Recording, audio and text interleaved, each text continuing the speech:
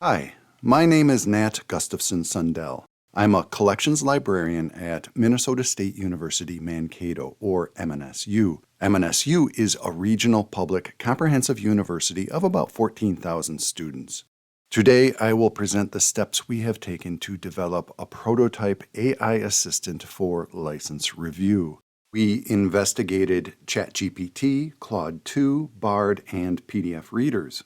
My goal was to develop an initial prototype in a Jupyter Notebook environment so that I could easily reload context information, including a license checklist, but I'll explain why I revised this goal, instead to linger over license review interactions with chatbots. I'll discuss early results, very briefly demonstrate example license review interactions, and outline my next steps. This type of project would be easy for others to customize to meet their own needs, so in this video, I won't dwell on licensing as such. Instead, I'll focus on the implementation issues. Sometimes it can be difficult to catch everything in a video, so if you'd like to download my slides as well as my notes, you can find them at link.mnsu.edu/AI license deck with no spaces. I will describe the basic idea for my project, but first I should provide some background. Hopefully you're familiar with chatbots such as ChatGPT. At their most basic, chatbots generate text responses to natural language queries. They have been trained on enormous quantities of text, including crawls of the internet, over many years. If you haven't had much time yet to investigate chatbots, you might want to take a look at a presentation I gave to librarians in my region. The slides are available at link.mnsu.edu/AI deck. It was an introductory presentation covering basic prompting and a couple of other AI tools of interest to librarians. I also incorporated a section on the limits of ChatGPT as an information source, which I prepared for a professional development session to returning faculty through our university's Center for Excellence in Teaching and Learning. When prompting chatbots, it's possible to engineer very specific kinds of responses in an array of formats. If you've spent any time studying prompt engineering, you've probably run across approaches such as chain of thought and skeleton of thought prompts, preference maps, and so on. The point of these approaches is to define clearly what is expected of the chatbot so that the chatbot responds with the right kind of information in the right format, with the right voice, etc. It's also possible to interact with chatbots through a Jupyter Notebook. A Jupyter Notebook is an environment for programming initially developed, I think, so that code and data could be shared for the replication of research. On the screen, you can see the first few cells of a Jupyter Notebook I developed several years ago for data processing. A Jupyter Notebook can be a repository for consistent inputs to a chatbot. So, for example, you could create a preference map to load every time you use the notebook. A preference map is basically just a list of settings and expectations. My inspiration to use Jupyter Notebook to interact with a chatbot came from an online class I took over the summer entitled ChatGPT Prompt Engineering for Developers. I learned that it's possible to interact with ChatGPT from within Jupyter Notebook using an API key. An API key is just a programmatic means of access to the chatbot. So then, my initial idea was pretty straightforward. I would create a Jupyter Notebook to interact with a chatbot to review licenses. I would adapt our licensing toolkit as a checklist of terms which I could reload every time I used the notebook. The Jupyter Notebook would only require a few pieces. First, the API key. Second, a checklist of terms. Third, a preference map or set of instructions for the responses. And then for any given session, I'd also load a license. After loading the license, I'd simply interact with the chatbot to review terms. Over time, I could refine the checklist and preferences, hopefully to make them better. This process would not replace my own review of the license, but it could complement that review. The new process might even help me perform more consistent, careful reviews. I began the project by investigating which of the leading chatbots I should use to implement the project. This investigation was very simple. I just asked ChatGPT, Claude, and then Bard how I would go about working with them. On the screen, you can see the start of my conversation with ChatGPT. Basically, they each said they'd love to help me, and they each provided information about how to proceed, including suggested code to set up Jupyter Notebook. Here you can see the same start to the conversation with Bard. These three chatbots are definitely not all the same. They have distinct advantages and disadvantages for a project like mine. My first impression was that ChatGPT would not be the best option for my project. At this time, it's only possible to input PDFs into the subscription version of ChatGPT using plugins and then only through a URL. Text inputs are limited in size, less than 2,000 words. Although ChatGPT offered a workaround, the workaround was not optimal, and ChatGPT admitted it, as you can see on the screen. Basically, I would have needed to break text inputs into chunks to enter them into ChatGPT. All of the chatbots offered tips about how to implement the project. In all three cases, the chatbot said I could access them via Jupyter Notebook using an API key. I don't have time now to go through each of these conversations in detail, even though they were each pretty brief, but if you're interested in reading the transcripts, I'll provide the links on the next screen.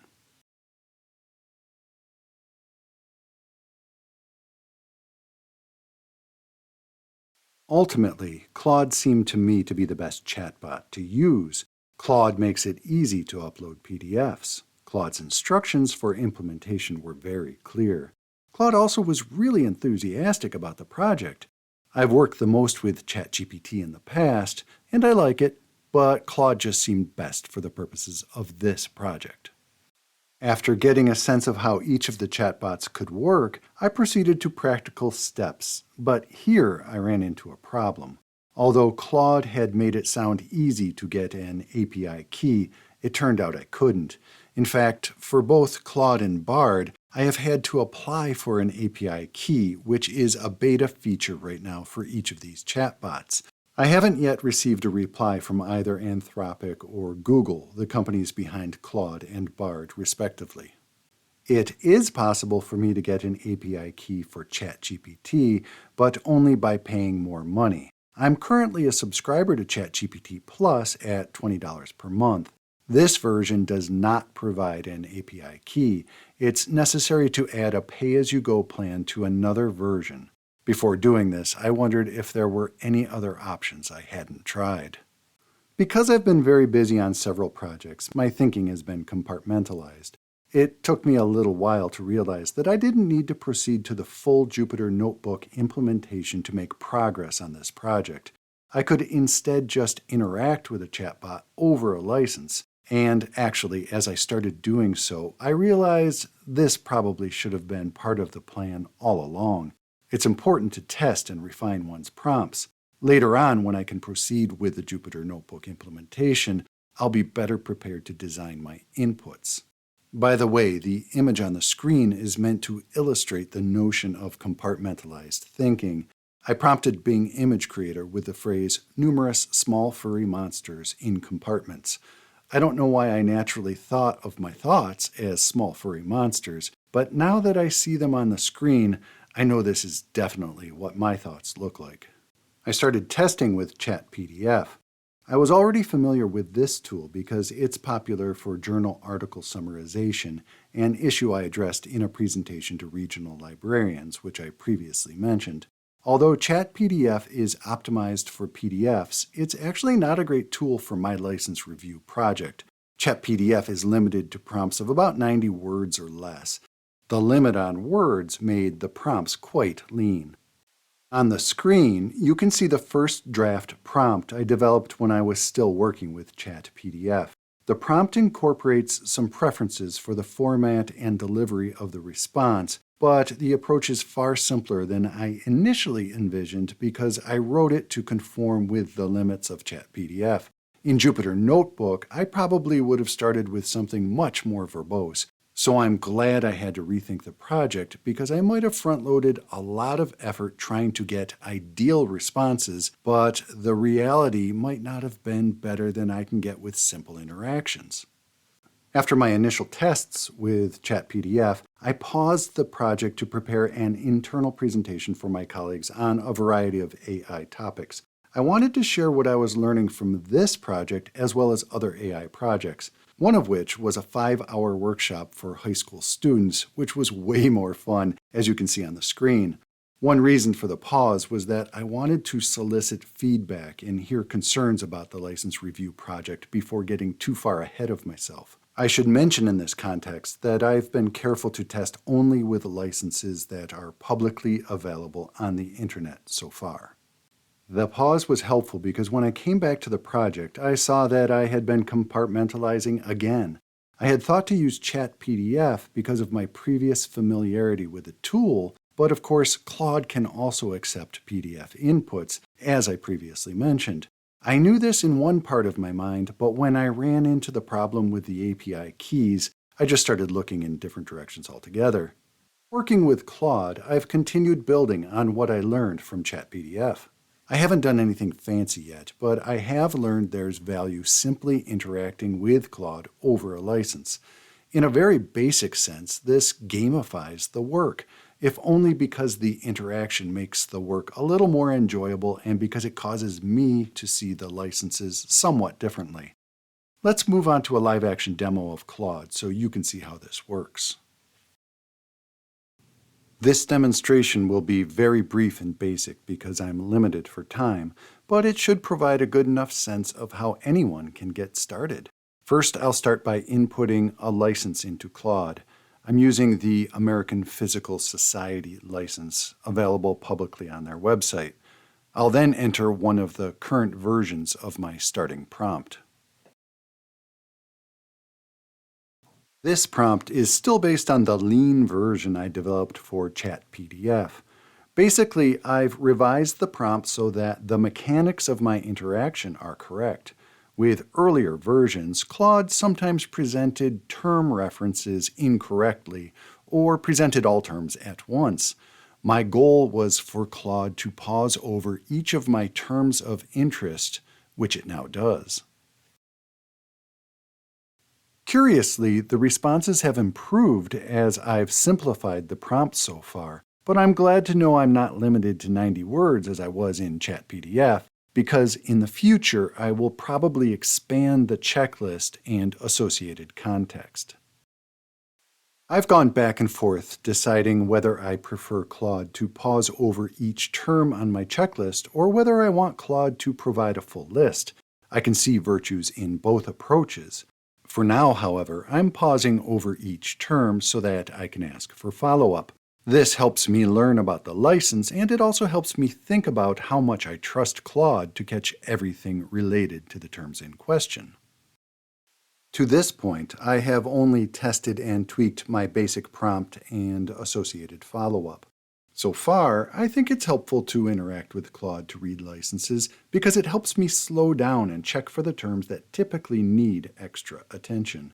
I definitely could not replace my own careful reading of the license at this time, but the interaction is enjoyable and sometimes enlightening. These interactions are also leading me to think about how I can improve my checklist. An additional next step will be to work on a formatted output.